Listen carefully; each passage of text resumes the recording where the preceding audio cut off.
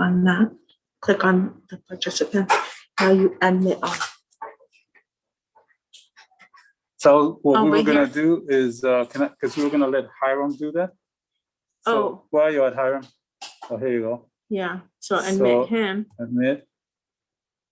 Okay. And then you wanna go ahead and admit? Then I also, I think, I'm in the waiting room or. Yeah, I see you now. Oh, your volume, please.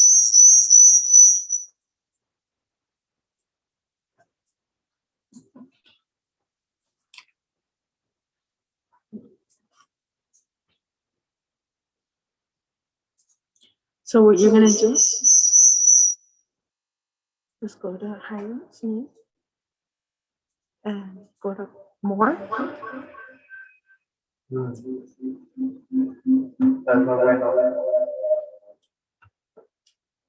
So yes.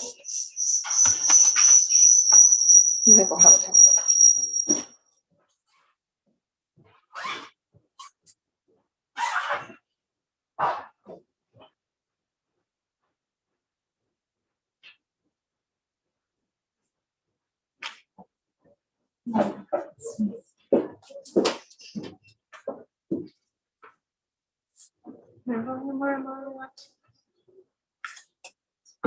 Oh, that's me right there.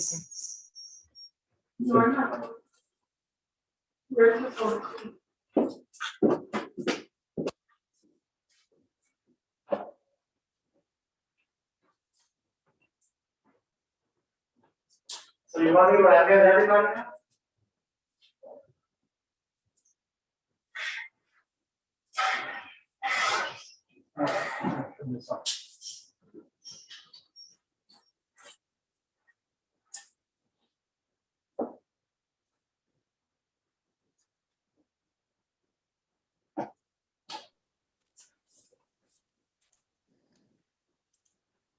Go ahead, and do that. This one is.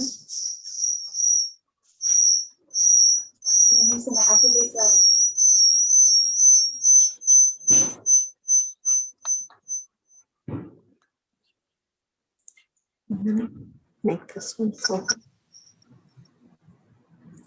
So I'm gonna, because everybody's walking in there. Which one? No, sweet. That's what I want, because it's gonna.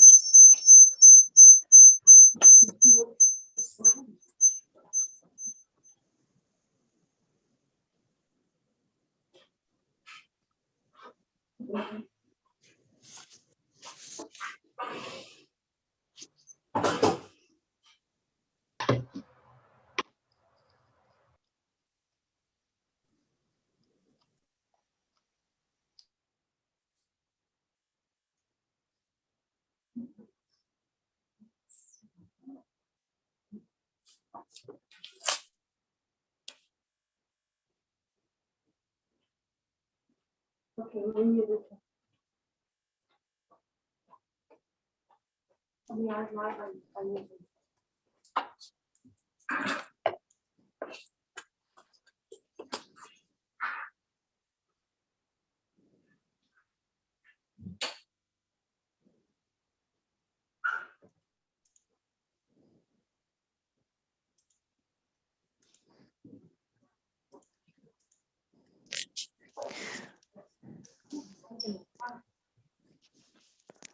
Hi, everyone. Thanks for your patience. We'll be starting here just in a few minutes.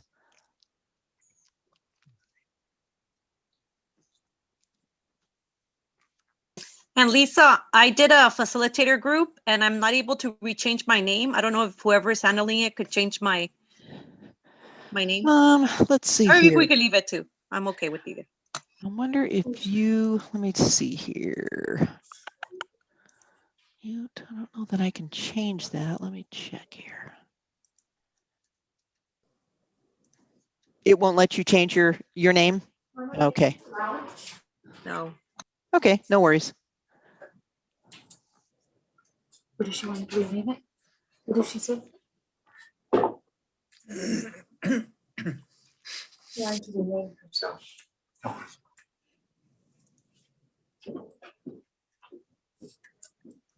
Someone is touching us. Oh, I can't do that, so. Okay. You change your speaker.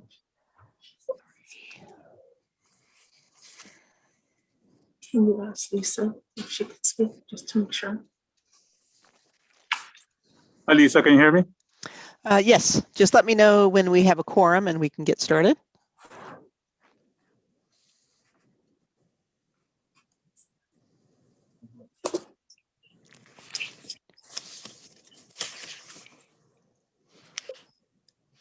Right now I see there are 3 commissioners. Is that correct? That is correct. Okay. We are still waiting on one more commissioner. Andres Ramirez. Yes. Okay, no problem.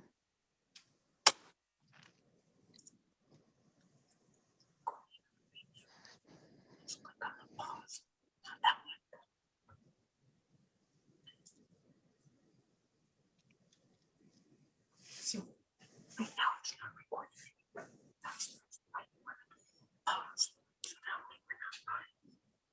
Everybody, what they see is what was already circulated. We can hear you. It sounds like a scary movie. Yeah. I'm like, what? This is not what I signed up for. Kill, kill, kill, kill.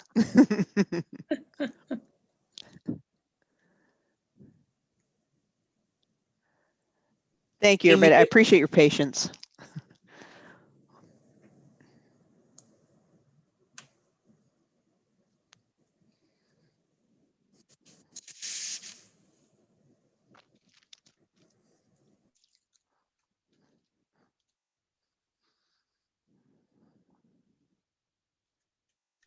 Oh, beautiful. Okay.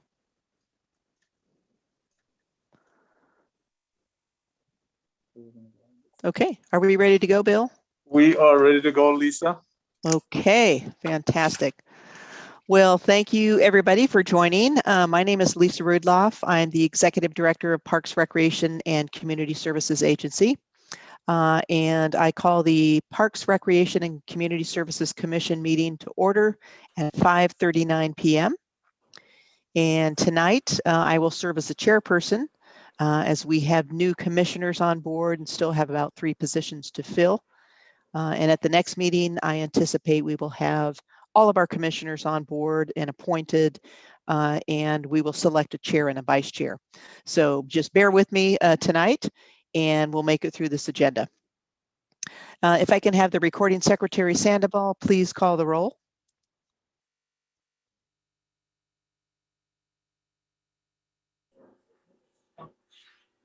Please bear with us as we have somebody working outside and we just went out to talk to them. Thank you so much.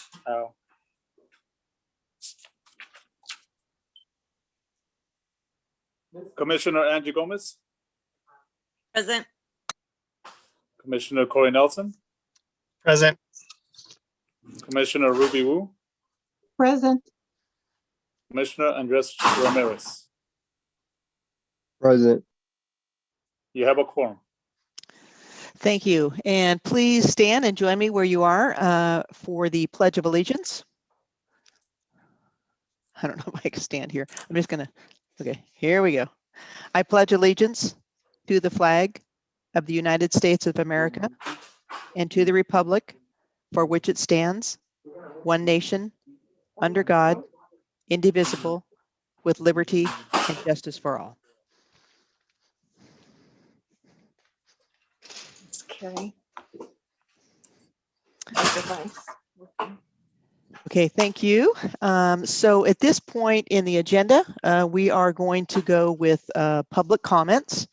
And public comments will be held during the beginning of the meeting for all comments on the agenda and non-agenda items. And you also can submit public comments via email no later than 4:30 p.m. On the date of the meeting.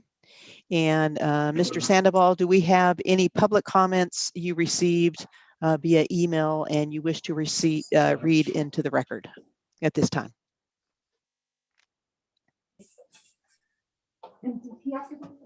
Executive Director Rudloff, at this time, I don't have any public comments. Okay, Thank you very much. Okay, and so we will go to the consent calendar items.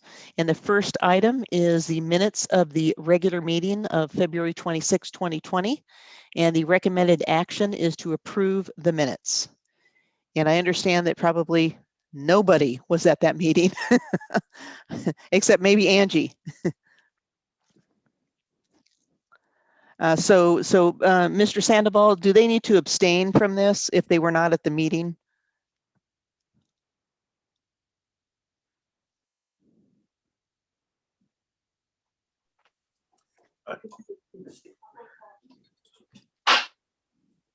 Is it okay for the new council members to vote on the February 26 2020 meeting minutes and just note that they were not present at that meeting?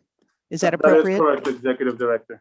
Okay, so I request a motion and a second for the February 26, 2020 meeting minutes. I motion to approve. Do we have a second? I second. I didn't catch that. Commissioner Ramirez, is that correct? Who seconded? Corey Sorry. Nelson. Sorry. Commissioner Nelson. Gotcha. Thank you. Corey Nelson. Thank you very much. Okay, all in favor say aye. Aye. Aye. Aye. Aye. Aye. Okay, thank you so much. Mr. Sandoval, do we have any excused absences for this meeting? We do not, Executive Director. Okay, all right. Very good. So that is the end of the consent calendar. And now we're going to move to the business calendar. And I just want to welcome everyone to the commission, the Parks, Recreation, and Community Services Commission.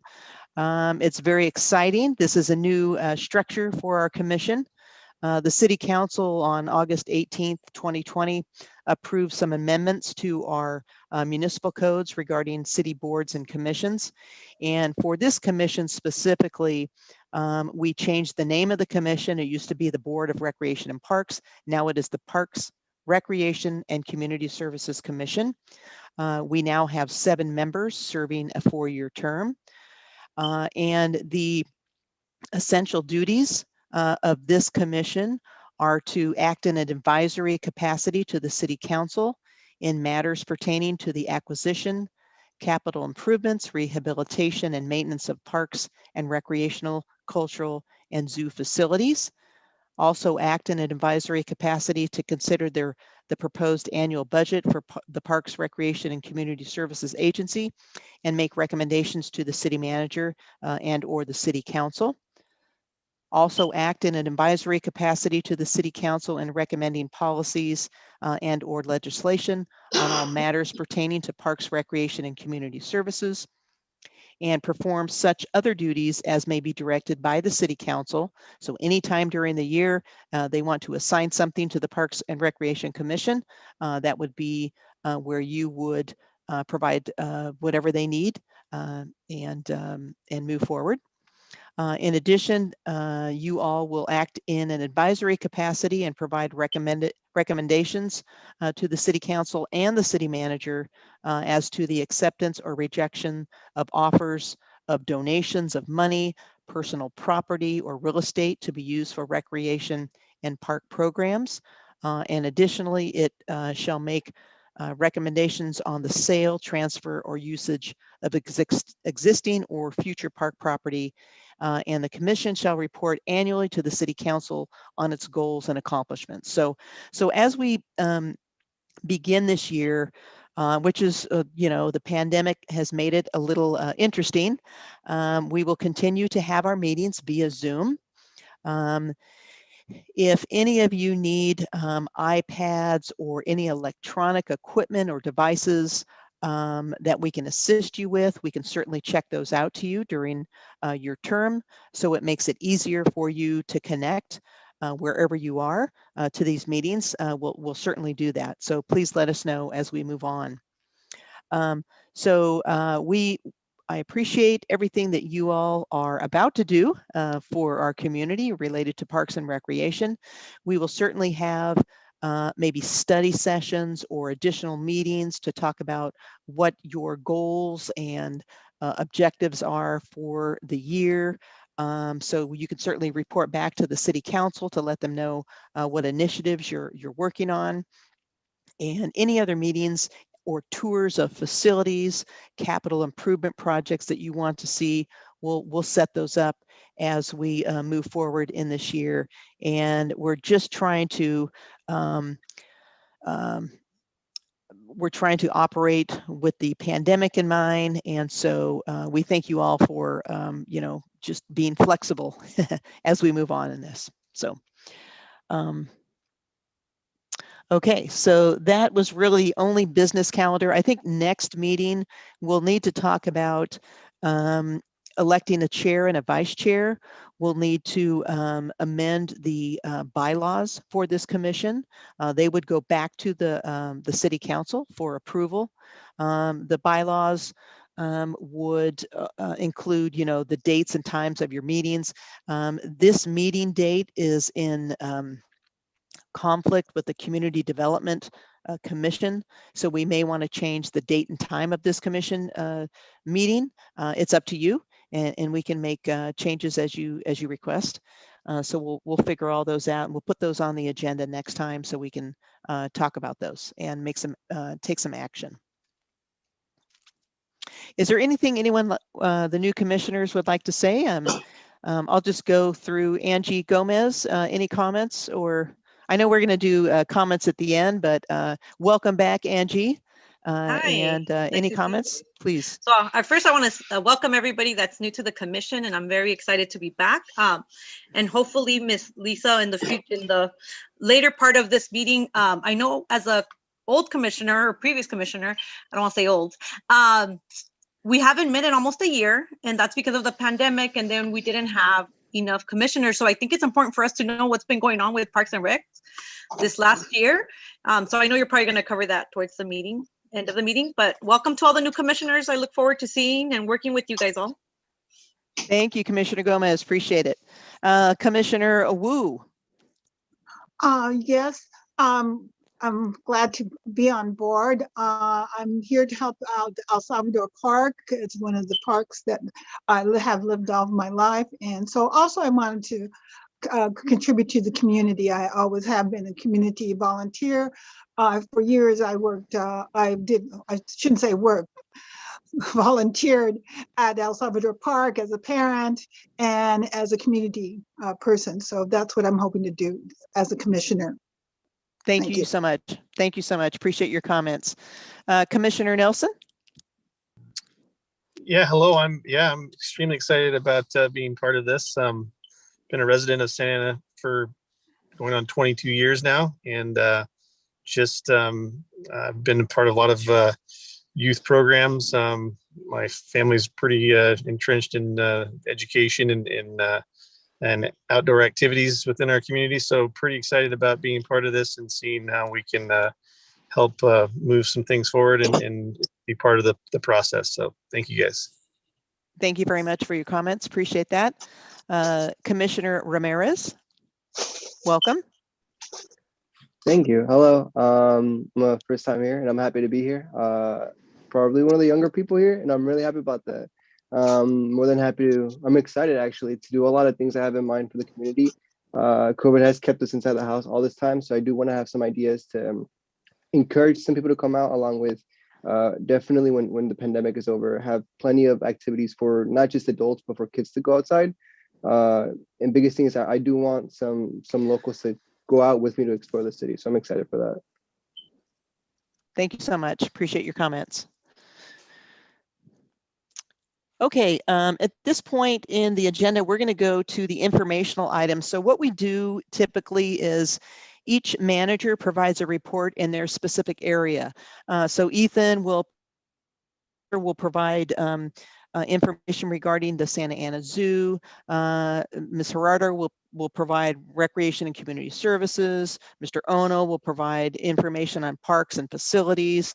and Mr. Sternberg will provide information on the library. So we've provided a written report. There's a lot of information this time because we haven't had a meeting in so long, and we apologize for that. But we certainly can, we'll just briefly go over individually each area and just kind of fill you in. Of course, we have been dealing with the pandemic. And so I know that Jeannie's staff has done a fantastic job. We've been trying to provide spaces for the seniors to be vaccinated. And we've done that at the Santa Ana Senior Center. So we had 500 seniors receive the vaccine. We are also planning, which is hot off the press, March 12, 13, 14, a additional 500 vaccines a day at the Southwest Senior Center. I misspoke. It's not the Santa Ana Senior, the Southwest Senior Center. And so we're going to provide those vaccines for our seniors.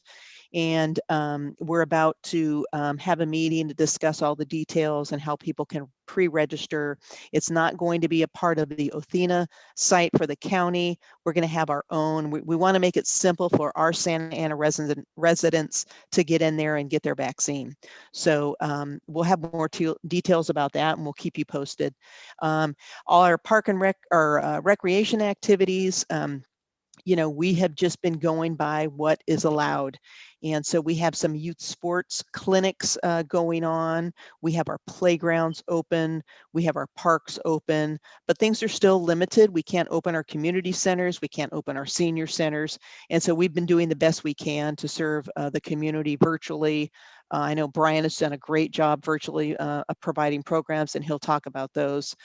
So it's been just a different year, and we appreciate all of you being on board now. And now we can start having conversations about Parks and Recreation and getting you involved. There are 3 more commissioners that need to be appointed, and we hope that, you know, hopefully by next meeting we'll have those folks on board, and we can start talking about things as a group, or you can start talking about things as a group and telling us what you think. So at this point, I will go to the Executive Director staff report. Give me 1 minute here. Let me view this.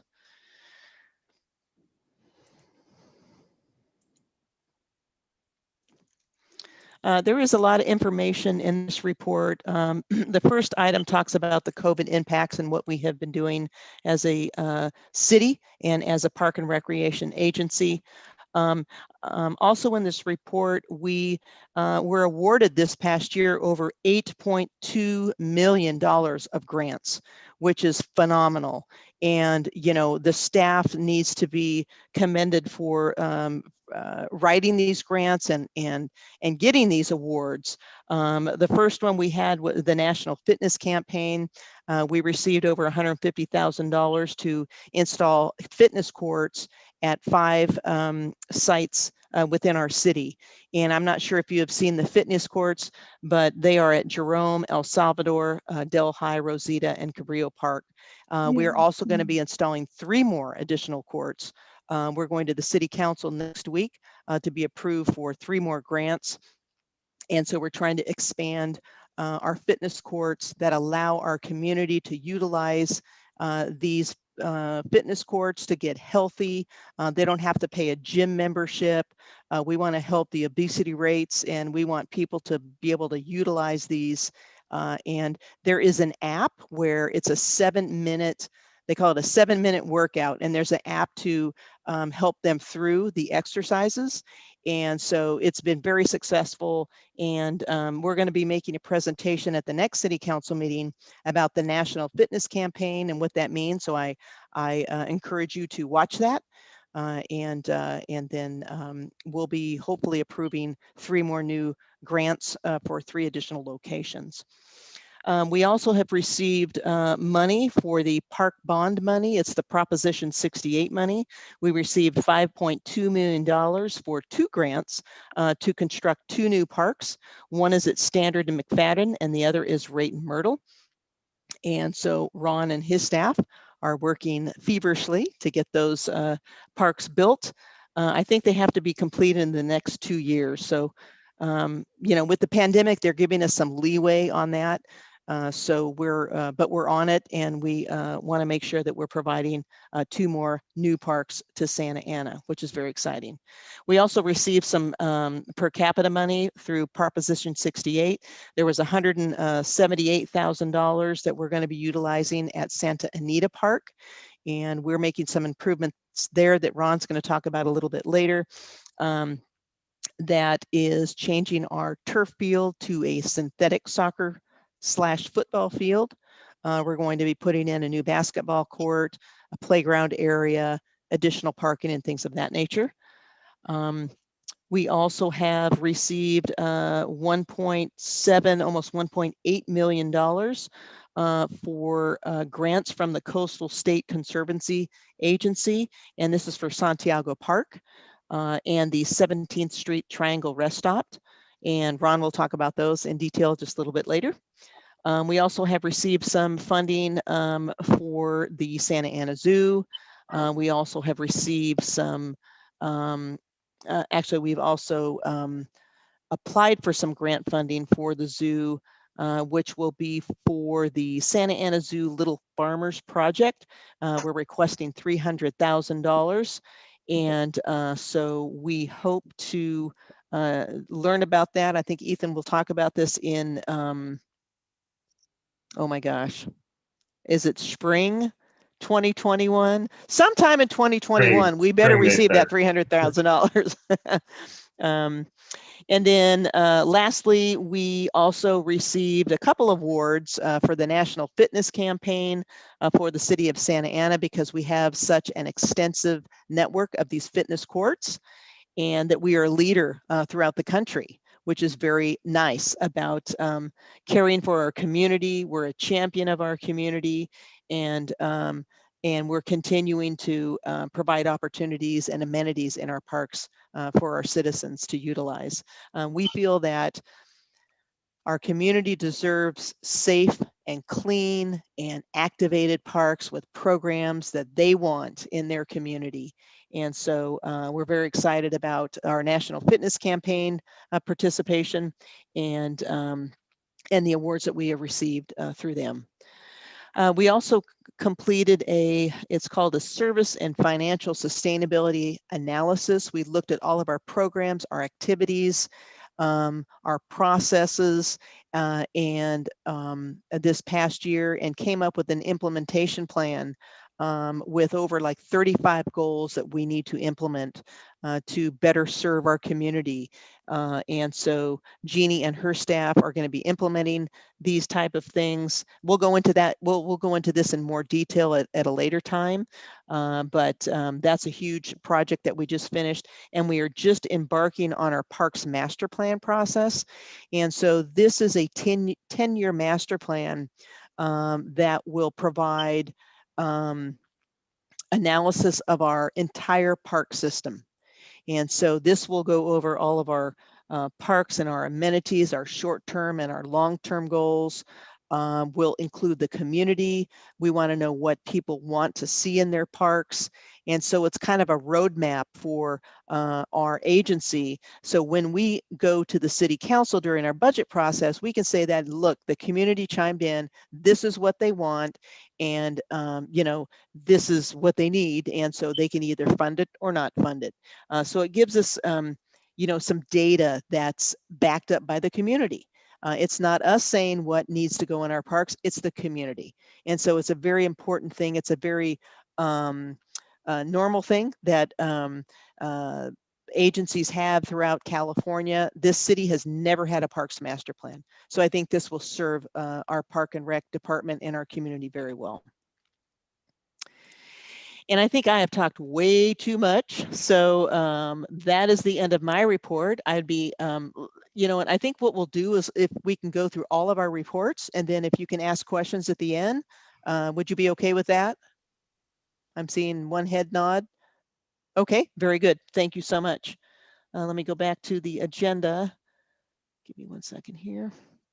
And the next report is Mr. Brian Sternberg. He is the library director, and he will discuss the library operations report. All All right, good evening, everybody. Thank you for having me. Like Lisa said, my name is Brian. I'm here at the City of Santa Ana. I'm the Library Services Director. So, the pandemic hit, last March. And here at the library, we've kind of pivoted and, had to retool our services quite a bit so we could still offer our community, books, materials, and programs, even though we have to do it in a little bit different way. So what are some of the things we did? Well, first we brought library card registration. So if you want to get a library card, that's all online now. So patrons can go on our website. It's right there. You can sign up for a library card. It gives you full access to all of our materials, all of our databases. You can watch movies, you can listen to music, all those great things right on our website. It's just a quick form. You fill it out, you put in your information, you can get a library card. And this is really about removing barriers to access. And I think this was the first step. So going further on about library cards, we also thought about our students. Our students are at home. A lot of them are, they're learning virtually. So what can we do to help students? So the second thing we did is we partnered with Santa Ana Unified School District because they serve the vast majority of our students here in Santa Ana. And we'll expand this partnership out to other districts like Garden Grove that also serve some of our population on the west part of town.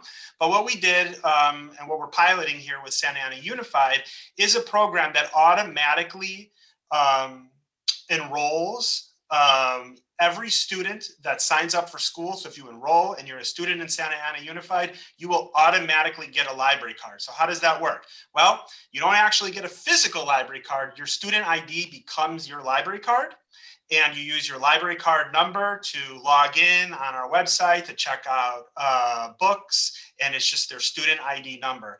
And upon enrolling, the school sends our software vendor that information, and it's all privacy protected.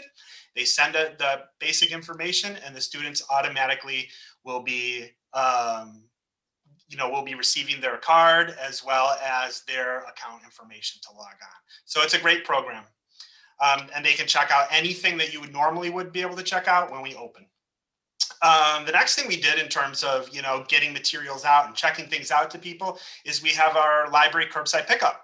So although you might not be able to come into our building, you can pull up. We have our curbside pickup. It operates Monday through Friday, 10 a.m. to 5 p.m. It is very popular. We also do our programming through our curbside pickup too. Instead of doing it in the library, we give it to you and it's programming to go. So they're like take it and make it kits is what we call them. So just in that first month of service, we served more than 400 families just when the service started, and more than 1,200 items checked out. And it's been going pretty strong since then. So another great thing we check out through our curbside pickup is Wi-Fi hotspots. And these have proved to be very popular, especially with students who are learning virtually. Again, this is an opportunity for, if they don't have internet access readily available, or it's not, fast internet access, they can check out a curbside pickup Wi-Fi hotspot, take that home, connect. We have two different types. We have one from Verizon and also one from T-Mobile. The T-Mobile one is just as fast, but it has a SEPA compliant filter, which filters out, objectionable types of content for the little ones as well. So if parents want that option, they can choose either or for their child. Moving on to our next item here is having to deal with children, is our interactive children's play area that we're building. We have here at the library, we have a small patio that leads directly out from our children's area. And what we're going to do with that is basically create a kind of an interactive play space with a playground style structure similar to what you see at if you've ever been to the Irvine Spectrum Center.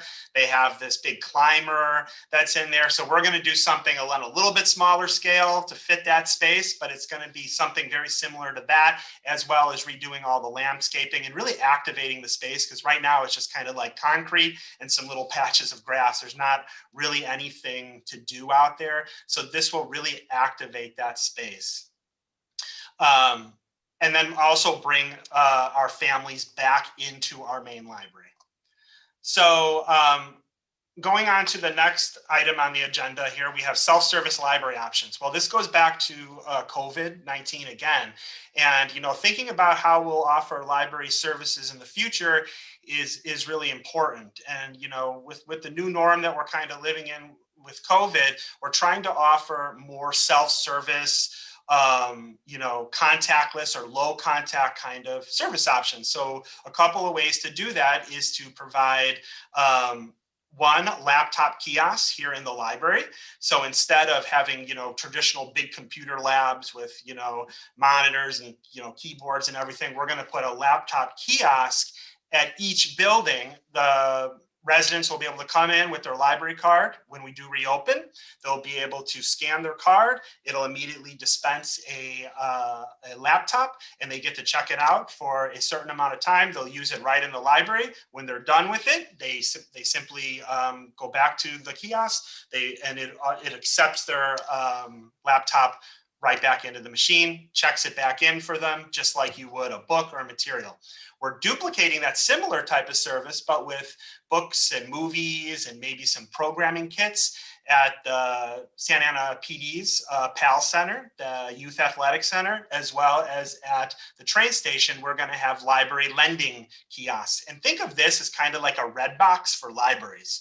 So each of these facilities will have one of these units, and people will be able to go up to them and kind of like a red box, you scan your library card, they can check out a movie, a book. They can also place holds from home or by calling the library and talking to a librarian or a staff member, request a hold, and then have their hold picked up at the train station while they're on their way to work. So again, just kind of making those easier conveniences where people don't necessarily have to come in with lots of people. They can kind of get their materials or get their movies and music on the go and do it right, right there at that service point. Another big project here that we've been working on for quite some time since I got here at the library is a bookmobile. And it's currently being built at a vendor called Matthews Specialty Vehicles, who are located out of Greensboro, North Carolina. And essentially this vehicle is going to be a small tech transit van. And it's going to offer, things like 3D printers. It will have laptop computers on it. We're going to have robotics programs coming with this vehicle. So most of the services will happen out front, unlike a traditional big bus where, kids would file on and it's still really cramped. This vehicle will have a motorized awning.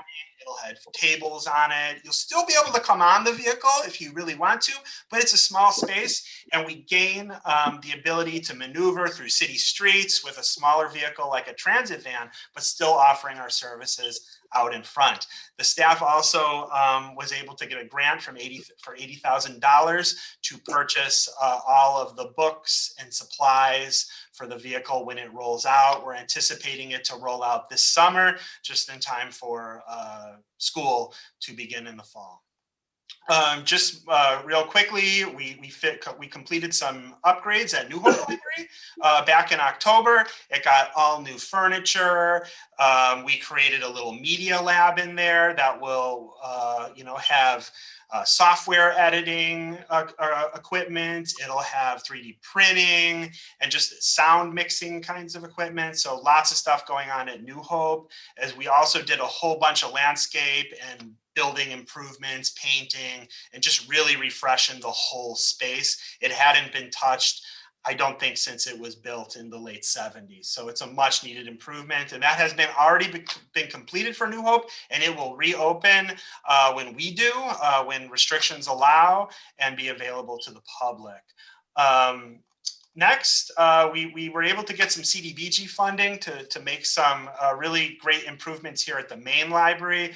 We really needed a new ceiling in this building, a new roof, new windows. So those CDBG, Community Development Block Grant fundings, will go a long ways to help out with some initial improvements. And then we're also planning to replace all of our furniture, flooring, carpeting, shelving here at the main library to kind of match what we did at New Hope. We're planning that for next year. Virtual programs, like Lisa said, we're doing a lot of virtual programs, and we've also really added a lot of digital e-resources, electronic resources, so people can do more at home. We've doubled our ebook funding, so people have that option. We've also added a movie resource called Canopy, where people can go on and watch movies. There's magazine databases on there where you can go and read a lot of the popular magazines that you would see at the newsstand or at the grocery store without having to pay for them or get subscriptions, and that's through a database called Enki. We have a database called Universal Class, which is basically kind of a massive open online, they call them MOOCs, massive open online courses. This is where you can actually take courses for free and for fun and learn about different subject matter, and and some of them even have some continuing education type of credits that you can get and apply it to college if you were to enroll. We added BrainFuse Job Now Vet Now, which is a online kind of help for people looking for jobs, resume help, and it's really focused to help our veterans. It's really strong on that. And then finally, Career Online High School, kind of tied into all that, is a program that we have ongoing where we got some funding from both the California State Library as well as our friends at the library to have 6 Santa Ana residents. This is sort of a pilot project. So we started out with 6, and they are going through school online, no cost, and they will earn a high school diploma, not a GED. So that is, sponsored through the state library as well as, like I said, our friends at the library. So a lot of great things. Like I said, just to recap, our focus now has been digital and digital access, adapting to the pandemic, as well as improving our facilities. That's what we're doing, and being able to provide more outreach with our bookmobile throughout the community. That's all I have. Thank you. Thank you. Thank you so much, Brian. Brian, how long have you been here? About a year? About a year and a few 1 year. weeks. Yes. Brian is doing a fantastic job at the library. A lot of the funding is coming from the cannabis funding for youth services. So that is really allowing us to serve this community, serve the youth in our community. And you may think, okay, well, you want to put new trash cans in at the park. You want to, get new furniture at the library. We need the stuff. I mean, we need the basics. And so that is helping us provide those things to the community. So Brian is doing a great job. Thank you so much, Brian. Appreciate that update. You're welcome. Thank you. Thank you. And so the next item we're going to go to is Mr. Ron Ono. He's going to talk about our parks and facilities. Thank you. Again, my name is Ron Ono. I'm the Admin Services Manager for Parks and Recreation. Basically, my responsibility is park services maintenance, general maintenance, park planning, civic center maintenance. And I guess we haven't met for about a year, unfortunately, due to the pandemic. So we've got a lot of projects we're going to present. I'm going to go through this kind of fast, but if you want to talk on any one in more detail, we can talk about it later at the end of the meeting. The parks have been closed, but we've been very busy. Since then, we've been maintaining parks more in the parks restrooms and the civic center throughout the whole pandemic issue. In the pandemic, we've been focusing initially with disinfecting restrooms, disinfecting the playground equipments, the drinking fountains, the benches, the play area. Even though the parks were not being used as much, we still had to go through and disinfect a lot of items because you know as well as I do, the publics will utilize that even though the facilities are closed. The good thing about the pandemic, though, because the parks were closed, it allowed us to focus on renovating centers, parks, fields, and lighting. And I'm going to go through a whole series of projects, hopefully not too fast, but it's fast enough that we can move along with this meeting. The first item on the, by the way, can we shoot up the exhibits on the screen or not? Let me see if I can pull it up, Ron. Give me 1 second. Okay. Or go ahead and start talking and let me Okay, try to figure it if out. you have your agenda, if you're able to print your agenda, if you can see your agenda and our reports, each one almost by exhibit. The first one is the senior centers. We were able to renovate both senior centers completely, the inside and the outside during the pandemic. The completely renovated. There you go. Completely renovated, painted inside and outside. Cabinets were replaced. Kitchen and equipments were replaced. The bathrooms are upgraded. New furniture, new chairs, walkways upgraded, and landscaping upgraded. And once the pandemic restrictions lifted, staff is going to be planning some type of a reopening of both centers. Next exhibit. We also been working on outdoor fitness equipment. You got that, Lisa? I'm trying. It's okay. I'm sorry. Oh gosh.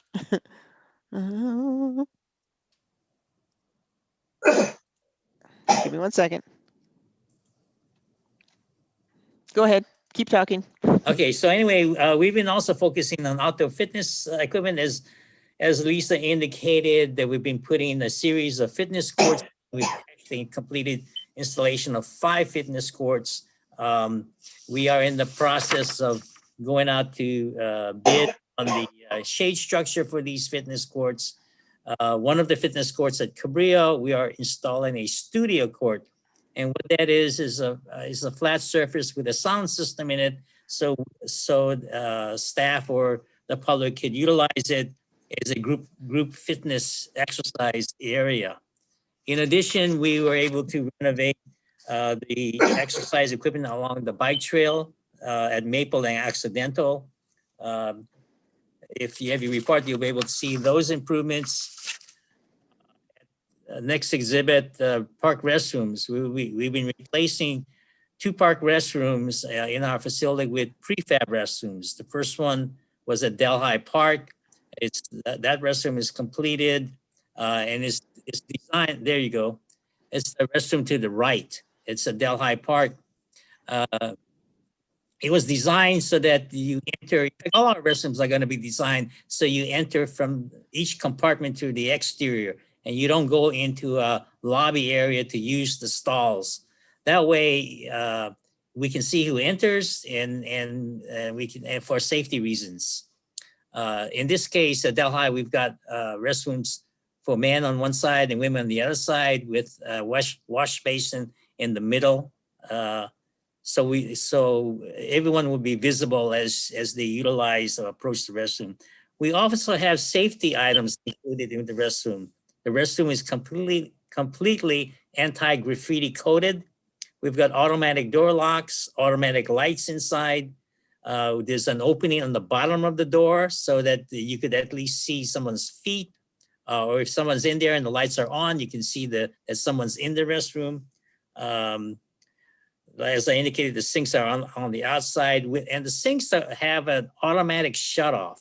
So as the parks close at 10 o'clock, the automatic valve inside the building will shut off water to that particular sink.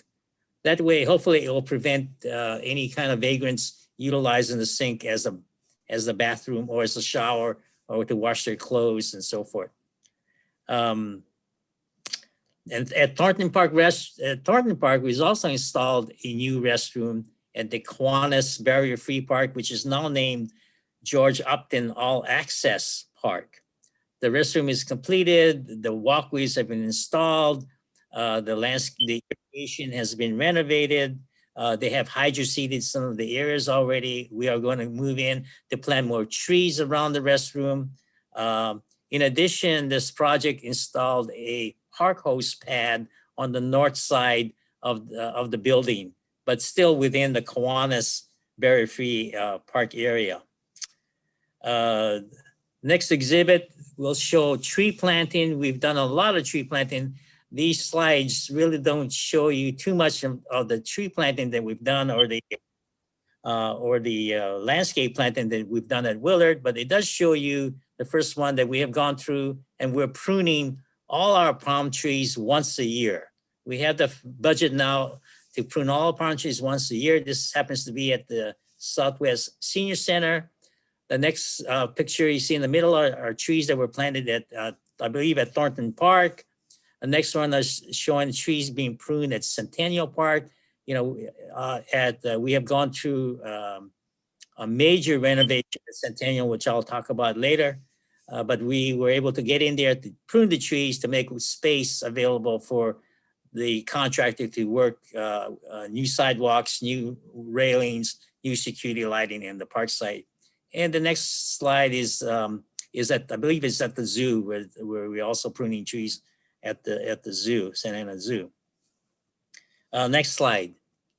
Lighting. We've done tremendous impact on lighting system.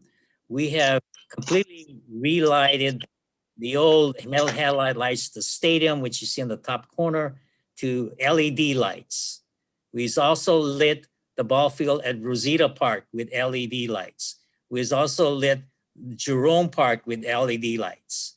We've completed at least 7, and we're under construction with about 6, 7 more security lights, where we're transforming the lights to LED lights on metal poles and a security lighting system. And in the bottom corner, we're also replacing all our flagpoles, either with the solar lighting on the top or a brand new flagpole with solar lighting again on the top. So the flagpoles now can be flown all night long, lit. And with solar lighting, it'll automatically go off during the daytime and come back on at night. Next slide is our parking lot. This is another thing that we're doing throughout our park system. We're installing gates at all our parking lots. That's to prevent overnight parking in the park. Hopefully it'll prevent overnight RV parking. It'll prevent loitering. It'll prevent people, drug activity in the parking lot after hours, prostitution in the parking lot after hours. Hopefully this will deter any kind of illegal activity in our parking lot. The gates are open in the morning, about 7 o'clock in the morning by our park ambassadors, and they're locked at night around 10 o'clock at night by our park security guards.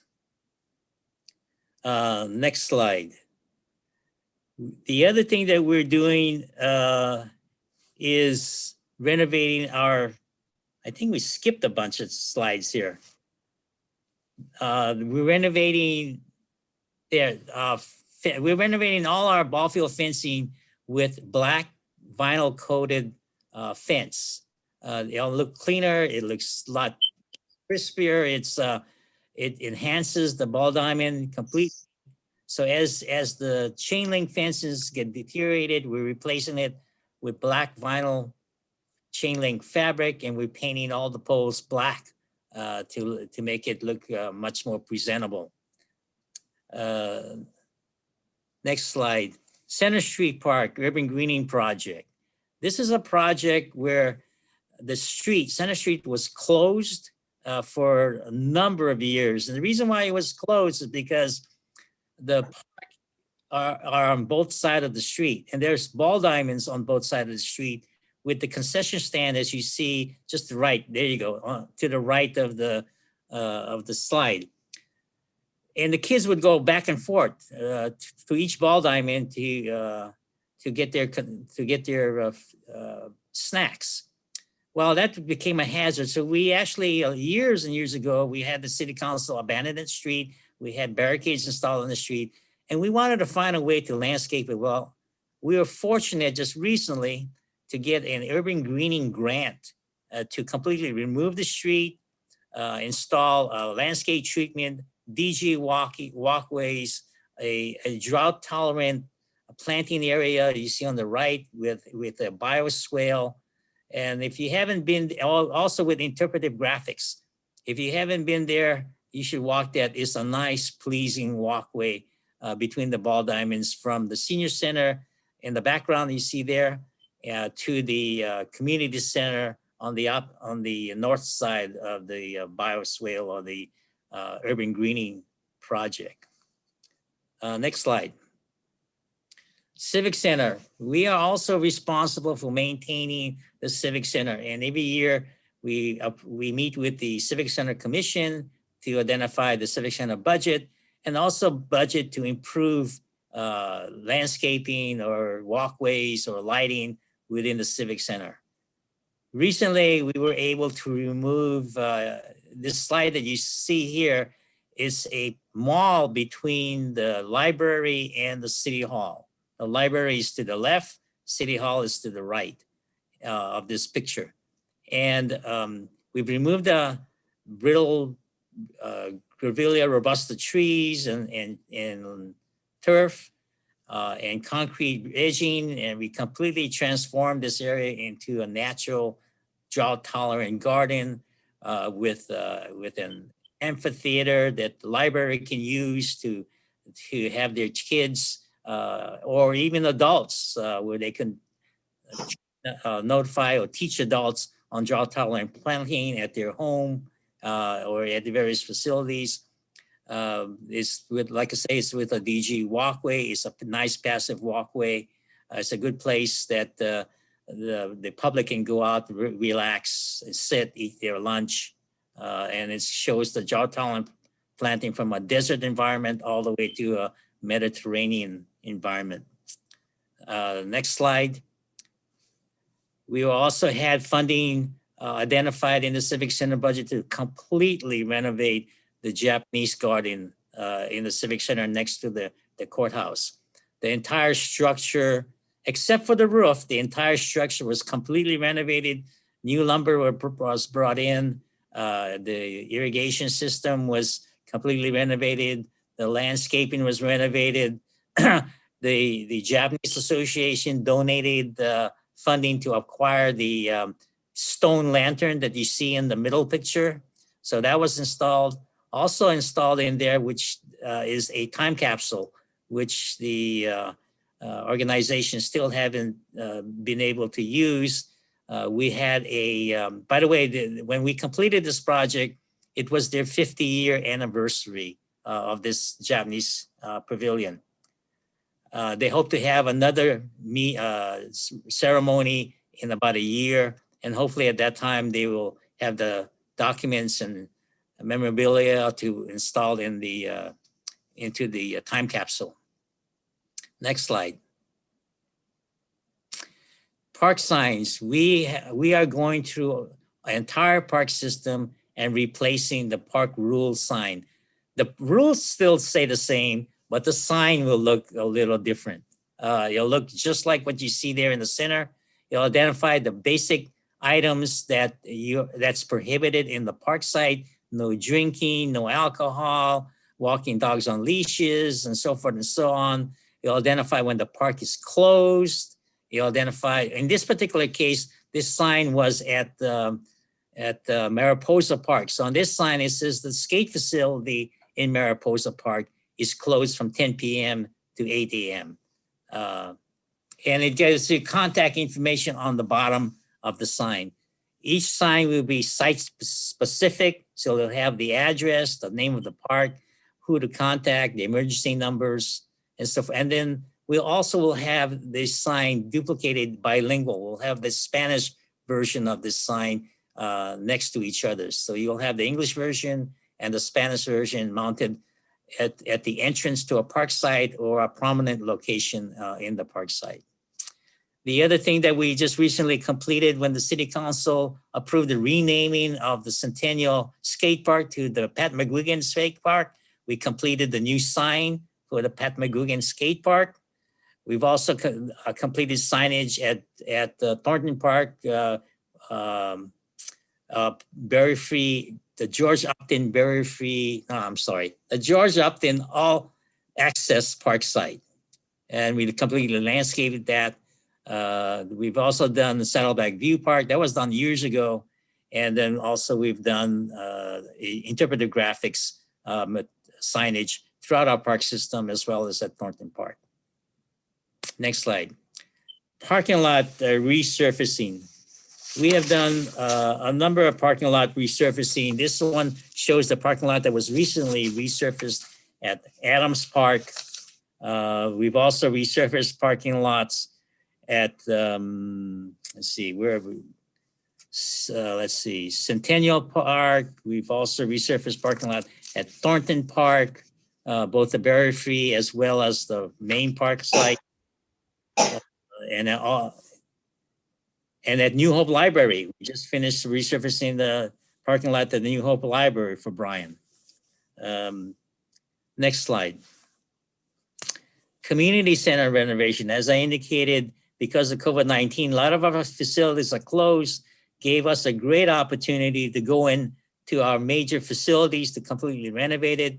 We finished both senior center, as I indicated earlier. This is a picture of Salgado Center at Rosita Park. The flooring was approximately 40 years old, was buckling, was aging, water damage. So we were able to rip everything out, install vinyl wood panel flooring in the main lobby, the reception office, and the community room, and paint both rooms to make it look fresh and new, and for a reopening at the Salgado Center.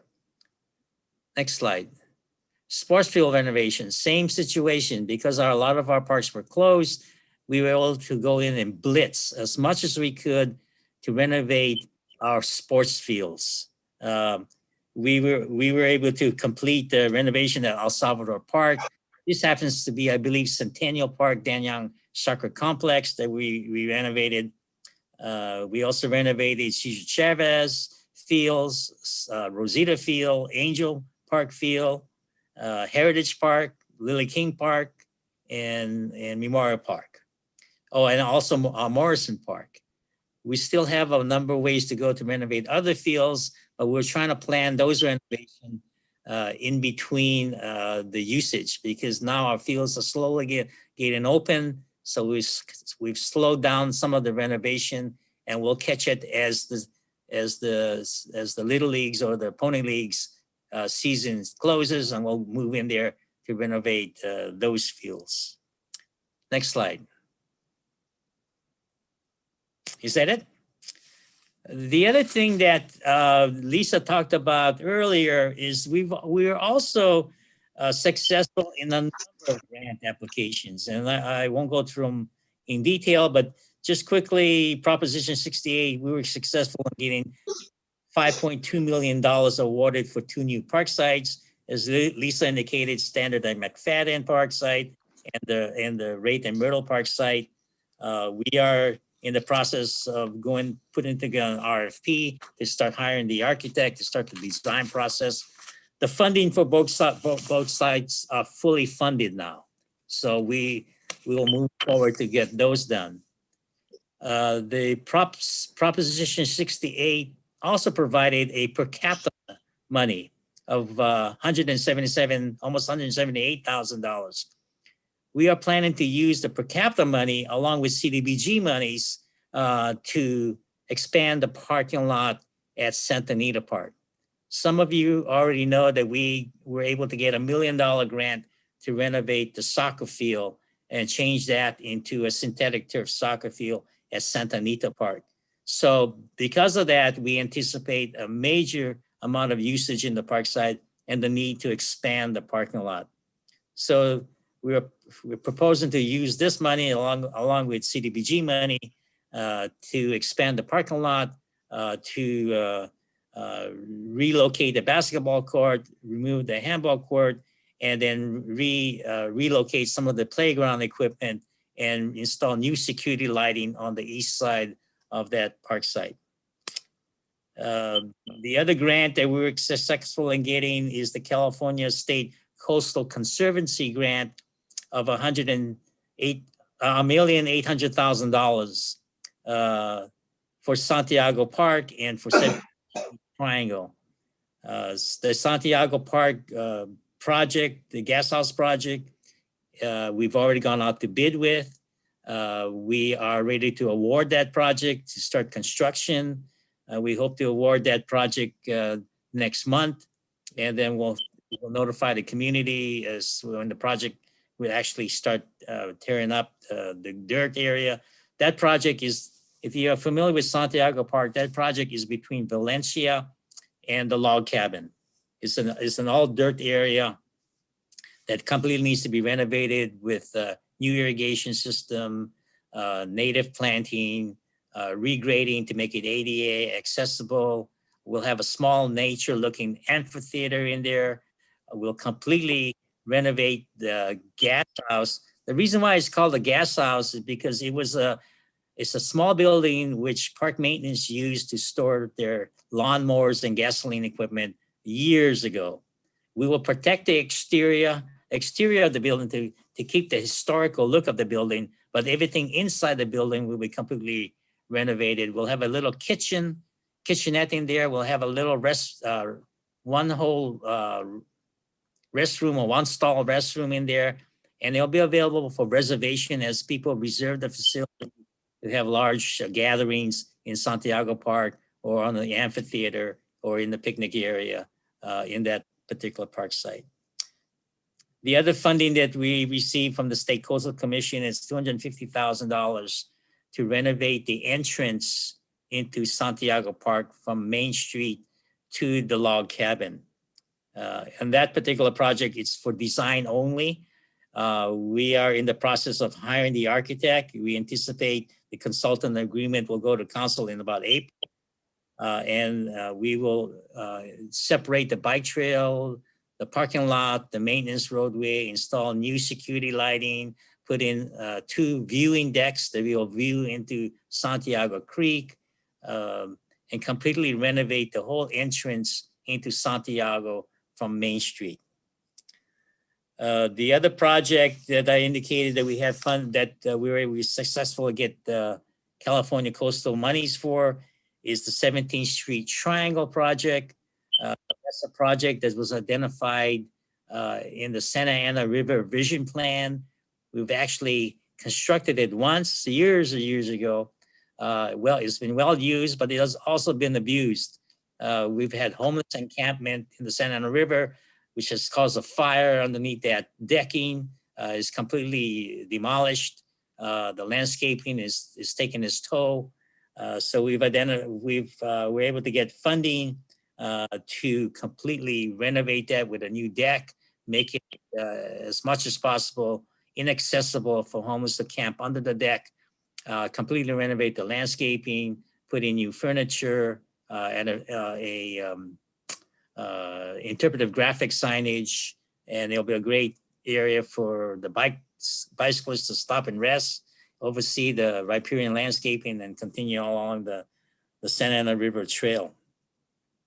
The other project that we went for, and then you've already seen the improvements, is the state water bond and the urban greening project, which we recently did at Jerome Park and Center Street.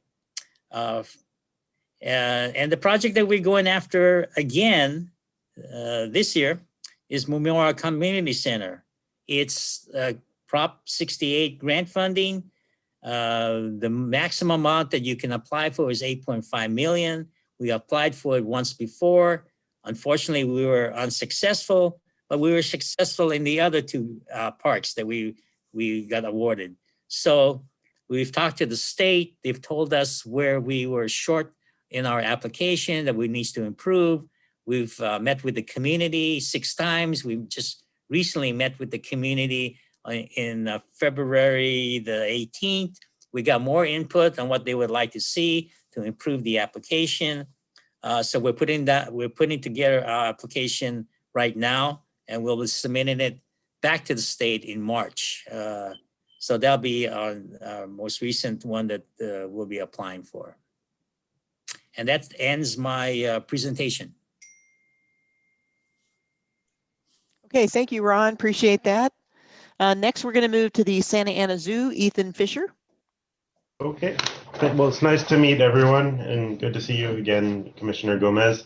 So the zoo was closed for a while over the past year. We did close in March and then we reopened in September. Then we were open for 3 months. Then we closed again in December, and then we reopened at the very end of January. So we're here again now. I've broken down the report into a couple different sections. So the first one talks about animal services. So those are the staff that care for the animals day to day and provide veterinary services. So they're responsible for sending animals out to other zoos. We work with them as part of conservation programs. So some of that was delayed over 2020, but is now moving forward again.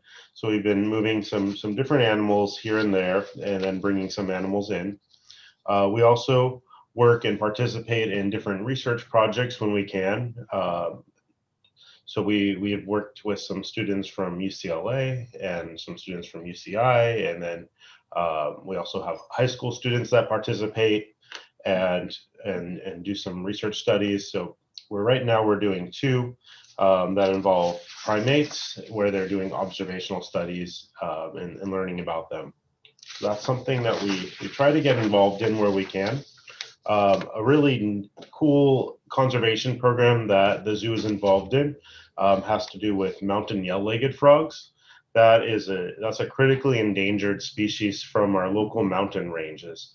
Where Santa Ana sits, it's in the Santa Ana River watershed, and ultimately the water comes from the mountains, the headwater streams, and that's where these frogs live. And this particular species used to be abundant up until the 1970s, but now there's literally only a couple hundred left that you would find in the mountains. So we're working with different government partners, like the Forest Service and U.S. Fish and Wildlife Service, and then also other zoos and nonprofit organizations. So the San Diego Zoo has mountain yellow-legged frogs that they're breeding in the LA Zoo, and we have its refrigerated cargo container that has been repurposed into a frog lab.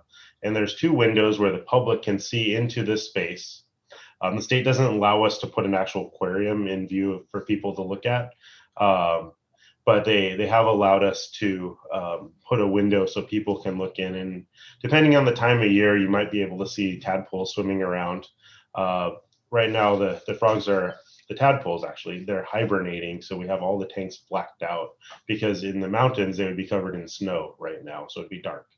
But they'll start waking up next month, and the goal is to eventually head start these animals into small frogs and then release them back into the wild.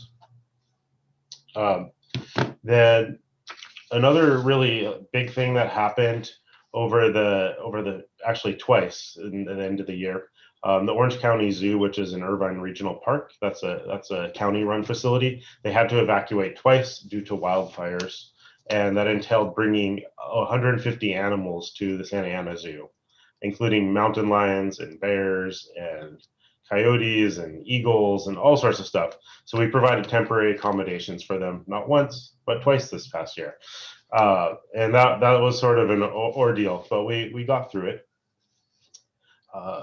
Definitely, like many places have had to do, we've had to pivot into the virtual environment with providing some of the services that we would typically provide in person, and in the way of some virtual programming.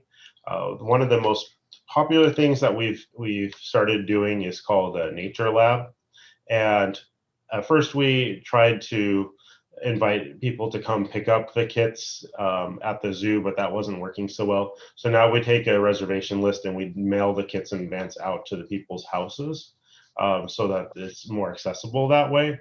And then they can log in on a Saturday morning with zoo staff and go through the Nature Lab. And each time it's a different topic. There was one where they dissected owl pellets. One was about spiders. And we go through that. So we're continuing to do the Nature Lab programs. and also starting to do some other virtual programming, which will hopefully transition into in-person programs in the future. And that's part of the Community Connections program series, which is part of the cannabis funded education opportunities for youth. So that's really exciting, and there's going to be some neat things in the future with that. When the zoo is open, there definitely is the ability to still see our animal presentations on the weekends and the animals that we take out. We don't offer animal contact right now, but you can still come and meet the animals. What else? We've been able to do many different maintenance projects and construction projects and landscape projects while we've been closed. It's much easier to do tree trimming when there's nobody around. So we've taken advantage of the period where we're unfortunately closed in order to do some improvements, and that's worked out pretty well for us. And there's some interesting things in the works right now. So one project, the big project, is a renovation of the Amazon's Edge exhibit space into a giant river otter habitat and a cool new primate trail with that. And then also doing some projects in the farm, as Lisa mentioned, some of the grant funding before. So one of the things is to change up the contact yard in the farm so that visitors in the community can go into the area with the goats and brush them. And that is probably, as long as I've worked at the zoo, that is the #1 request from people. We want to go in with the animals. We do not want the goats sticking their head through the fence. We want to go in there and brush them. So we will finally be able to deliver on that. So that hopefully can go forward into construction and be ready sometime later in the summer or in fall. And we've been applying for grants. So we applied for the Prop 64 grant. That's a youth community access grant. It's intended to get children out into nature and get their hands in the dirt. And that would be a nature play area. So if you can imagine a playground, but all natural elements. So instead of metal bars and plastic structures, you have logs and boulders and things, small pieces that the kids can manipulate. You could play tic-tac-toe with stones. So that's, and in addition to that, there would be a small farming area. So planting beds where kids can get their hands in the soil and hopefully connect with the earth. And then Prop 68 is a big grant that we've been working on. And the focus of that one is to apply for funding to revitalize the north end of the zoo, which is the original part of the zoo that dates all the way back to 1952, and replace the monkey habitats that are there with we call it a primate forest. So an area with larger habitats for the animals, an elevated boardwalk where you can actually see the monkeys at the level that they would normally be at. Instead of looking up to them as you're standing on the ground, you'd see them eye to eye in the treetops. So doing that, and then also incorporating more areas for kids to play and learn with different interpretive things and nature paths and botanical garden elements. So that's a big grant. So we'll see what happens with that. And then we have always different volunteer opportunities and there's ways people can get involved, whether it's helping in the farm or doing clerical work. So hopefully in the future, we'll be able to bring back more volunteers. And the last thing I'll mention, we have a great partnership with Friends of Santa Ana Zoo. So that they are a nonprofit foundation that helps to apply for grants as well as city. And they manage our membership program and the gift shop and the rides. And they do many different fundraising events, including a big gala that they do every summer. So they went virtual with that this year. And all that money goes back into capital projects at the zoo. So it's a great partnership, and their a new agreement will be going forth soon, hopefully. And they've been a partner with the zoo since the 1970s. So with that, that is our operations report. Excellent. Thank you so much, Ethan. Appreciate that. And our last report from staff is Jeannie Gerardo with our Parks, Recreation, and Community Services. Good evening, everybody. Once again, I'm Jeannie Gerardo with Recreation Community Services. Nice to meet new commissioner. I believe there's only one new that I don't know, Andres Ramirez. Welcome, and hi to everybody else. I'm going to try to keep it short. I have a 5-page report. I'm going to try to paraphrase. And you can read it at your leisure. Yes, we have been very busy, even though the centers have been closed. And over the next couple of months, you hear about other things that we've been working on, but I'm just going to kind of touch base on some of the items that were on the report. Youth sports resumed activities October 2020 with 400 youth that played co-ed baseball and flag football with modifications, of course.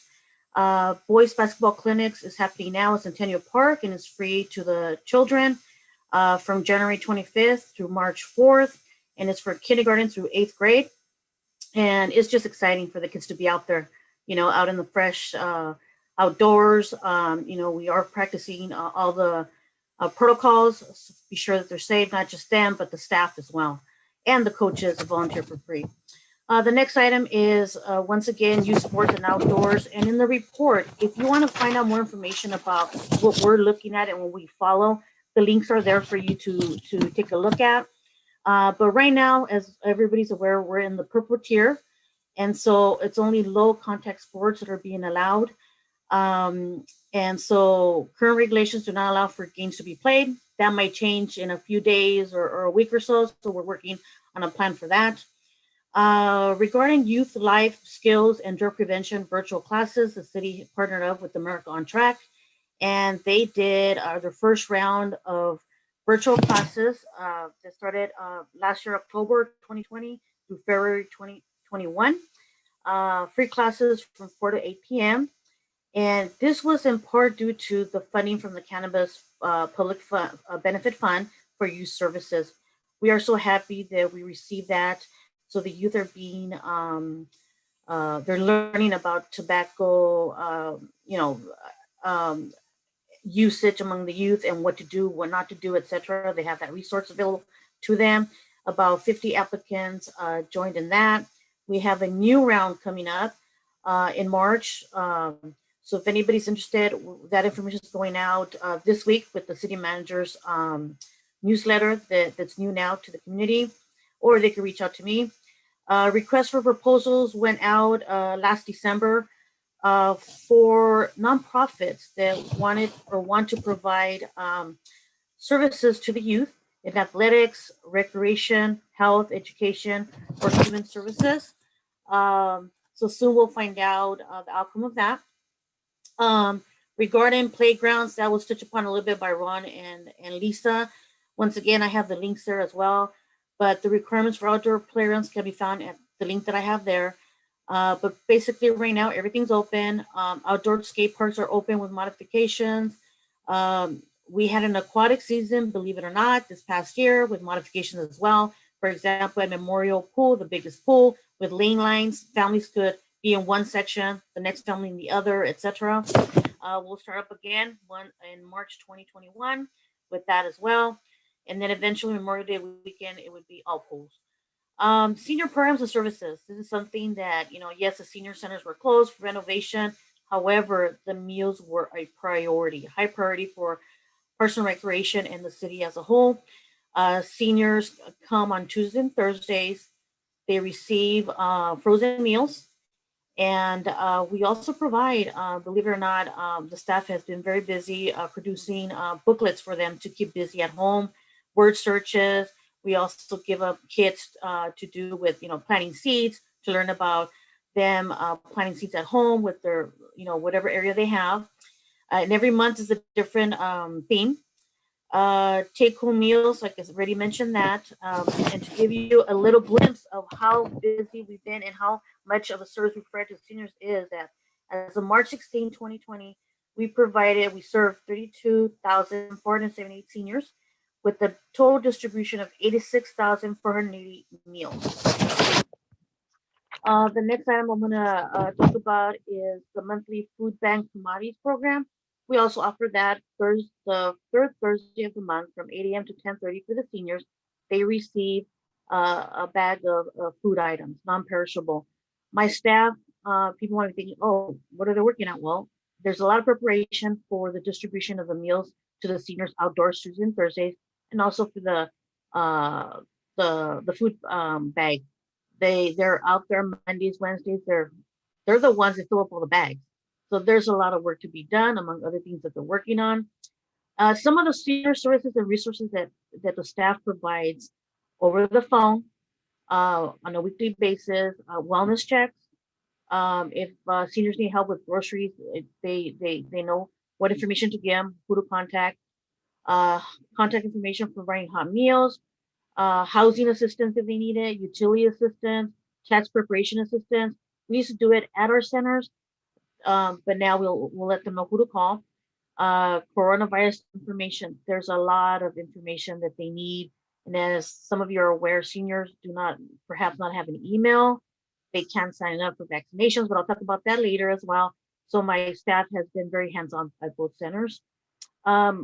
Also, regarding vaccinations, happy to report, I think we touched upon it a little bit.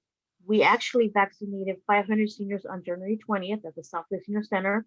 And again, they received their second shot on February 17th, which is last Wednesday, 500 seniors as well. And we also referred seniors to Latino Health Access. They're also providing vaccinations like last Friday. The next topic that I'm going to talk about is our park safety program and services, our park patrol security program. For those that are not aware, we do have a contract with Ally Universal Patrols, and they patrol our parks from 6 a.m. to 12 a.m. Recently, we did extend it. We used to end at midnight, and now we all go all the way to 2 a.m. There's, activity after midnight that we need to take care of. And the 6 park officers that help with that. Park Ambassador Program, we also have that in-house. It's a Park Ambassador Program that are help us out with reservations and who has permits and who doesn't, among other items. 7 days a week, Monday through Fridays, 5:30 a.m. to 10 p.m. Saturdays and Sundays, 8 a.m. to 10 p.m. They're the ones that help with unlocking the gates at the different parks that Ron had mentioned we just recently installed, and also the regulation of play through permits, etc. We have a new item that we are seeking right now for a park host program at Carl Thornton Park. If you know of anybody, and it is on our website, and also you have the link, it's the last item on my report. The primary role of a park host is to have visibility, be at the park site, and be available as an ambassador to connect with the community and the surrounding area and in the park. They'll have a motor vehicle that will be there at the park 24 hours. They'll have a flexible schedule to be on site, and they'll take care of things that come up at the park and be in contact with us on a daily basis. So if anybody knows of anybody that wants to do that, the information is online and also my report. And just wanted to end and say, once again, welcome to our commission. And we're here to help out not just our seniors, our youth, but our families as well. As time goes by, as Angie's nodding, you'll learn more about our other programs and other items that we're heavily involved. But bottom line for all of us, we're here for the community. If you ever need anything, let us know. And I'll end my report there. Thank you. Thank you so much, Jeannie. Appreciate it. Commissioners, we apologize. It went a little long. We just wanted to provide you information. It's been a long time. We, don't want to be talking the whole time at your meeting. So this is kind of a different situation tonight. So we promise that it's about you. It's about your business meeting, and we'll make that better next time. So at this time, I would like to open it up to you, the commissioners, for any comments that you have. And let me just go by in order here. How about Mr. Commissioner Ramirez? Would you like to say anything or add anything? Any comments you may have? I think I just wanted a little bit more information on possibly the 17th Street Triangle Park, just more on the idea of what is it that they're trying to do or what they have done for the renovations. Along with that, I believe that's the only question I may have at the moment. Okay, no problem. Mr. Ono, can you please answer that? You're on mute. If you can just. The there you 17th go. Street Triangle Park is located at the Santa Ana River on the east side of the Santa Ana River, north of 17th Street. It actually is at connects to the Santa Ana River Bike Trail. It's close to the trestle that crosses across the Edna Park. It's mainly a riparian landscape, wooden deck area with interpretive graphics for bicyclists to rest and oversee the area. The restrooms are located in the park, so there's no need to build any more restrooms. A lot of the play equipment is across to on the opposite side of the creek, so at Edna Park, so there's no need for that. So it's mainly a visual rest stop location. Okay. Any more questions? Yeah, it was just a question on what is it you guys have planned for. You see, you're going to do renovations on the park. It was just more questions on what are either future prospects or infrastructure that you're working on the park, or anything that you guys have done to renovate it. 17th Street or just parks in general? No, just the park on 17th Street, that area that's on 17th Street that you spoke of. Yeah, it's like I just said earlier, it's really a passive visual park site. There's no activity, it's really small. It doesn't have any other features for kids to play on. It's like I say, it's a rest stop. It's a deck that will take you out into the landscaping, interpretive graphics. Like I said, it's not too much more activity in that site. It's a site that we didn't have to purchase. It's a site that we're leasing from the Orange County, the County of Orange at no charge. So it's an opportunity for us to landscape the Santa Ana River. Besides the 17th Street Triangle, if you were able to get an opportunity to read the Santa Ana River Vision Plan, there's about 6 sites that we identified in that vision plan that we would like to landscape to make the river and the bike trail more enhanced. And one of it is McFadden Triangle, which is already landscaped. Another one is the Fairview Triangle. There's another one is Edna Park is another one. And I believe Memory Lane Park is another one that was identified in the vision plan.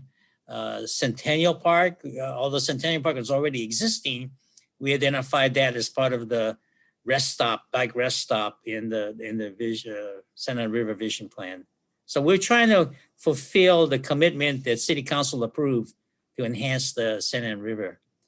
When the vision plan, I'm going to talk a little bit about the vision plan. When the vision plan was put together, we invited residents along the Santa Ana River, neighborhood associations. We invited the Corps of Engineers. We invited Orange County Flood Control District. We invited the school district. We invited all the disciplines we even invited our Army Corps of Engineers to all participate in the plan, because their initial scope was to actually recreate a grassed river, just like the Riverview Golf Course.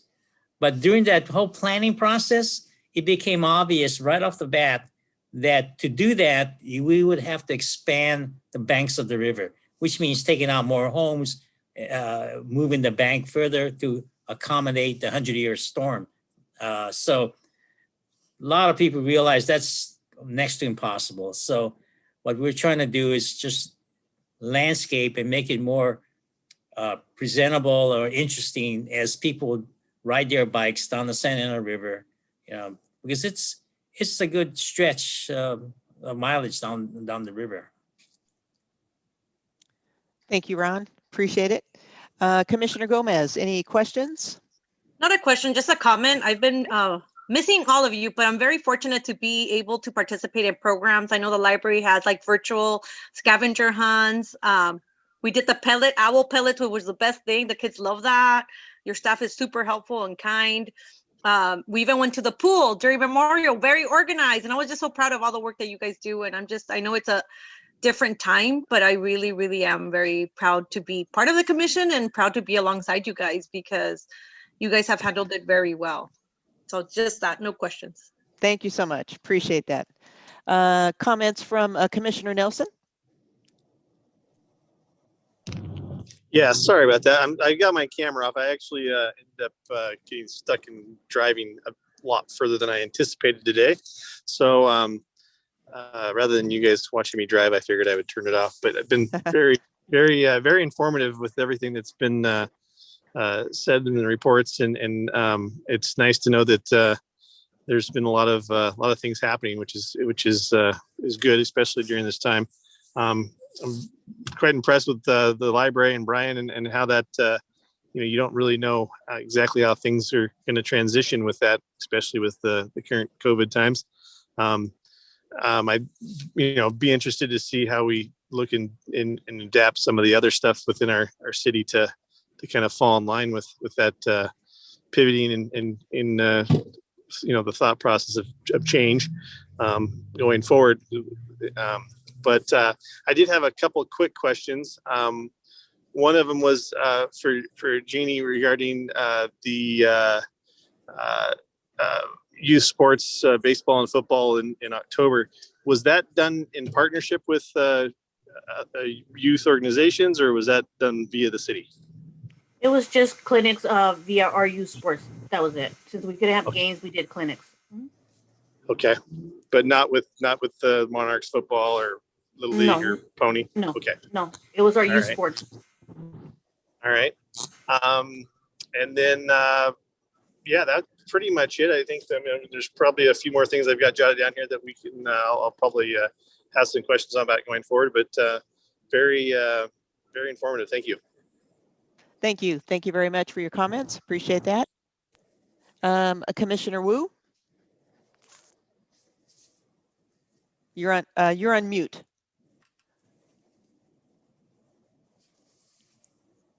Let's see here. Yeah, if you can unmute yourself, there might be a microphone. There you go. Perfect. Yeah, I was very impressed what is going on because I've seen so many things in the park, and I was glad to hear about the Triangle Square, it's Triangle Park. I had used it quite often because my kids and us are right up and down the Santa Ana River, and it is really impressive that you soften the Santa Ana River as much as you did, and there's more money going in. So thank you very much, Ron. I really appreciate it because Thank you. I have been using it for the last 20 since it was built in itself. So I was very impressed with that. Also, I was very interested on the restrooms in Delhi Center. Can we kind of implement or find some program restrooms like that to be installed at El Salvador Park?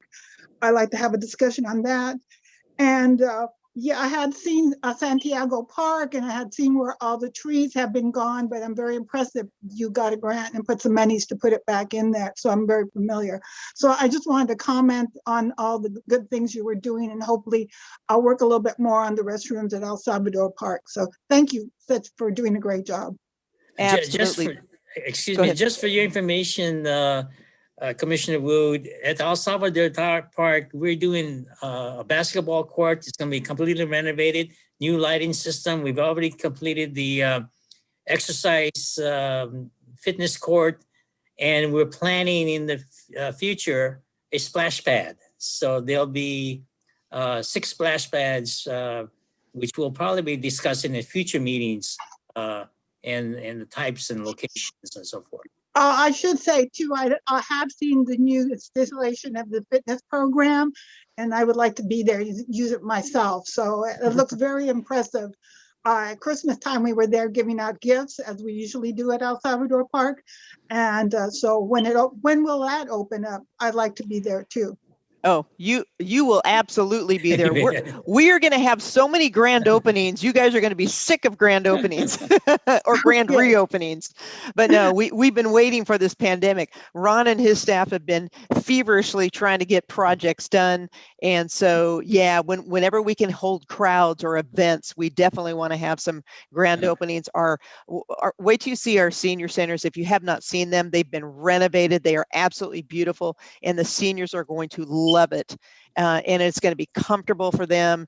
They come every day. And so we're very proud of that, as well as the, improvements to our parks that we're trying to do. So I appreciate everything that my staff is doing, and Brian at the library, thank you very much for joining us. We want to make sure that you have the library connection, even though it's not part of Parks and Recreation. It's important in our community. So we want to make sure that he's involved. Also, in the future, we'd like to bring our senior advisory boards that Jeannie has at both of her senior centers to have a conversation with you all about the senior centers and what they want and what they need. So we'll bring them formally to you at a meeting. We'll have like a joint meeting or have them on the agenda in the future. So there is a lot that we can do. And we have the dedication and staff to do that. We have a fantastic city manager.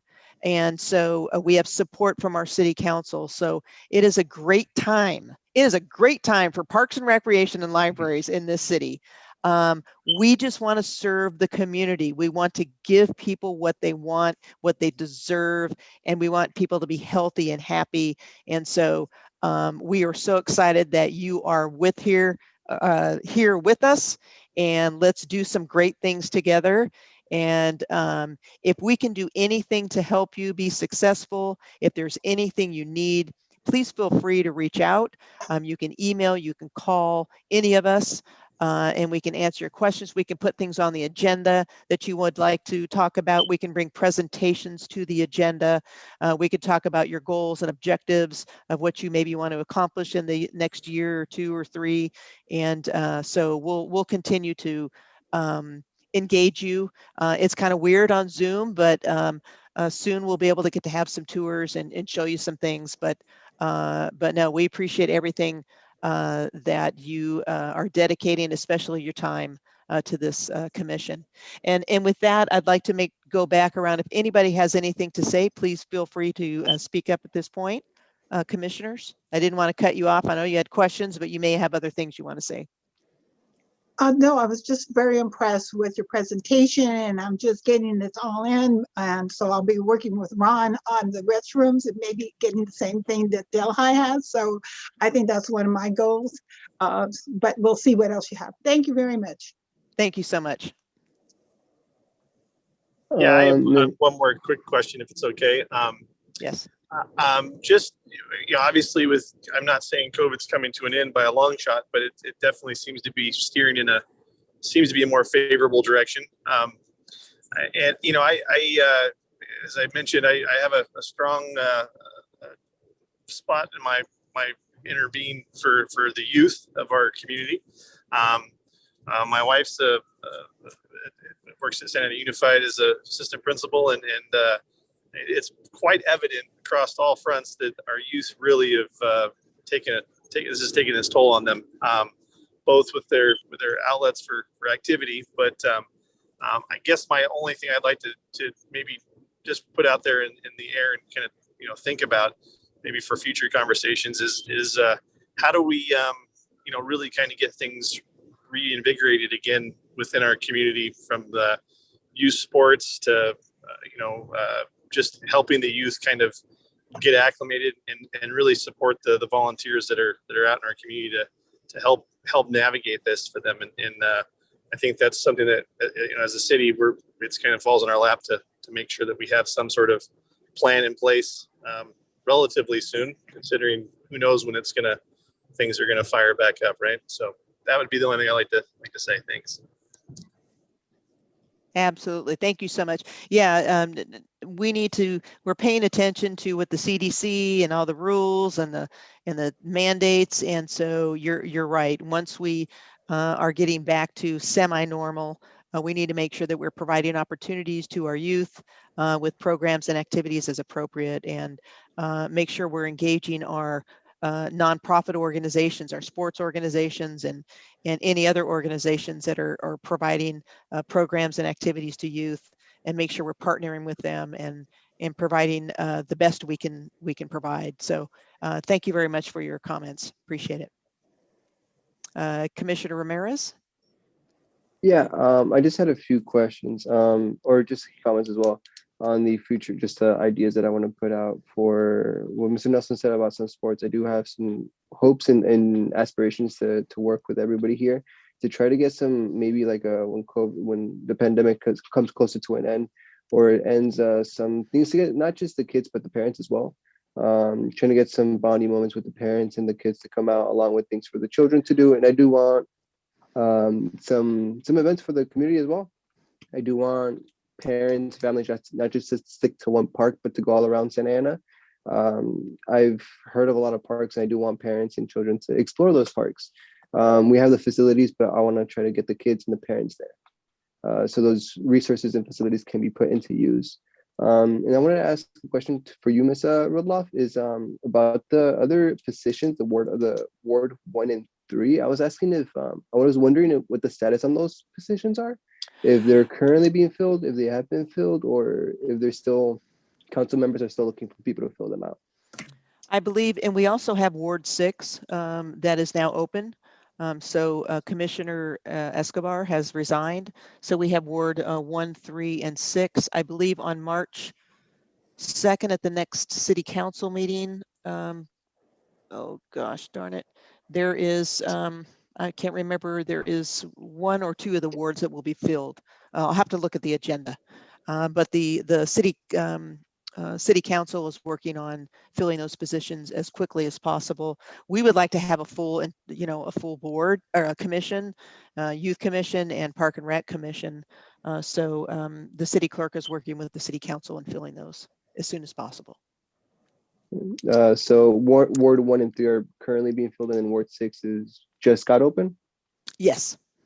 Yes. Right. Thank you very much. You bet. And I like what you said. I appreciate what you said about bringing activities to the community and having people explore our parks and facilities. And Jeannie and I were just talking about providing events to the community to bring them together, like movies in the park, free movies in the park, free concerts in the park, and just providing these opportunities for people just to come out and enjoy the night or enjoy the day.